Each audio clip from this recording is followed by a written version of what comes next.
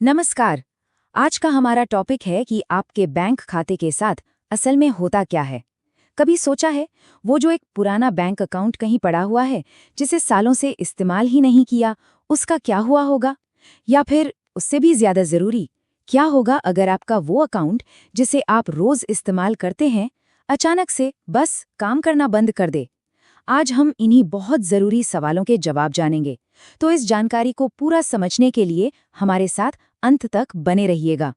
हम में से कई लोगों का कोई ना कोई ऐसा पुराना अकाउंट तो होता ही है जिसे हम शायद भूल भी चुके हैं। तो सवाल ये उठता है कि अगर कोई बैंक अकाउंट सालों साल तक इस्तेमाल ना हो तो बैंक उसका करता क्या है? क्या वो अपने आप बंद हो जाता है? आइए जानते हैं। तो चलिए सबसे पहले सवाल का जवाब ढूंढते हैं। जब कोई अकाउंट इस्तेमाल नहीं होता ना, तो बैंक उसे बंद करने के लिए एक पूरी प्रक्रिया अपनाता है। ये कोई एक दिन का काम नहीं है, बल्कि इसमें कई स्टेज होते हैं। अब यहाँ एक बहुत ही मजेदार बात है कि ये एक्टिविटी या गतिविधि है क्या। ज्यादातर लोग सोचते हैं कि बैंक जाकर पैसा जमा करना या निकालना ही एक्टिविटी है, पर ऐसा बिल्कुल नहीं है। अगर आप अपने अकाउंट से जुड़ा कोई यूपीआई जैसे फोन पे या गूगल पे यूज कर रहे हैं, नेट बैंकिंग कर रहे हैं या एटीएम से सिर्फ बैलेंस भी चेक कर रहे हैं, तो ये सब एक्टिविटी में ही गिना जाता है। मतलब आप सालों तक बैंक ना भी जाएं, तब भी आपका अकाउंट एक्टिव रह सकता है। ये टाइमलाइन हमें अच्छे से समझाती है कि ये पूरा प्रोसेस कैसे काम करता है। आपका अकाउंट अचानक से बंद नहीं होता। 1-2 साल तक इस्तेमाल न करने पर वो डॉर्मेंट यानी कि निष्क्रिय हो जाता है। 3 साल के बाद उसे फ्रीज किया जा सकता है, और अगर पूरे 10 साल तक कोई लेन देन न हो तब जाके उसे हमेशा के लिए बंद किया जाता है। तो यहाँ निष्क्रिय और फ्रीज के बीच का फर्क समझना बहुत जरूरी है। देखिए, जब अकाउंट निष्क्रिय होता है तो उसमें पैसा भेज तो सकता है, मतलब पैसा आ सकता है, लेकिन आप उससे पैसे निकाल नहीं सकते। वहीं दूसरी तरफ फ्रीज अकाउंट, वो तो पूरी तरह से लॉक हो जाता है, मतलब ना पैसा अंदर आ सकता है और ना ही बाहर जा सकता है। ठीक है, तो अब अगला सवाल ये आता है कि अगर कोई अकाउंट निष्क्रिय या फ्रीज हो गया है तो क्या उसे वापस चालू किया जा सकता है और कैसे?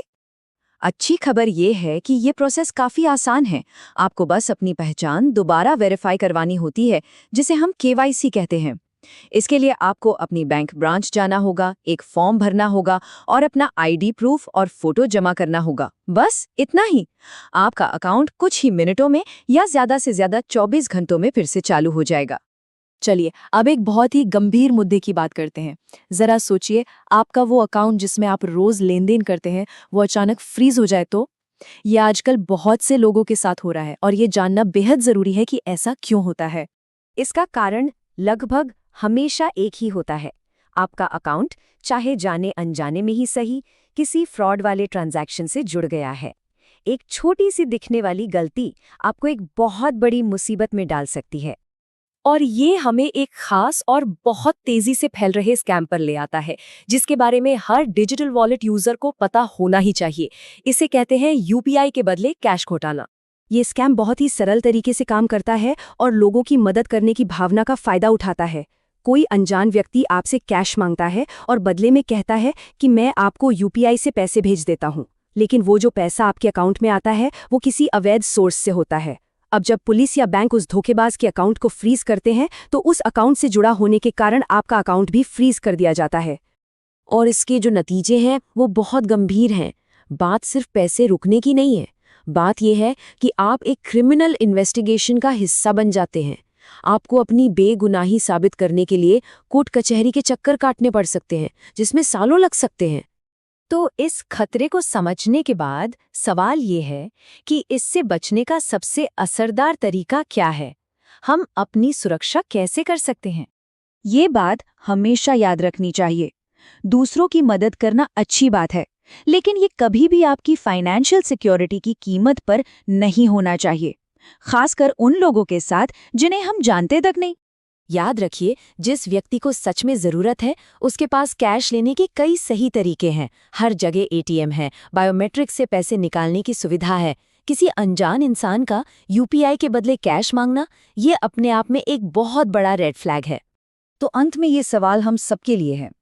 आज के इस डिजिटल जमाने में हम सब अपनी फाइनेंशियल सेफ्टी को पक्का करने के लिए क्या कर रहे हैं? ऐसी ही जरूरी जानकारी के लिए ऑल कैन स्टडी को सब्सक्राइब कीजिए। धन्यवाद। चलिए मिलते हैं अगले वीडियो में।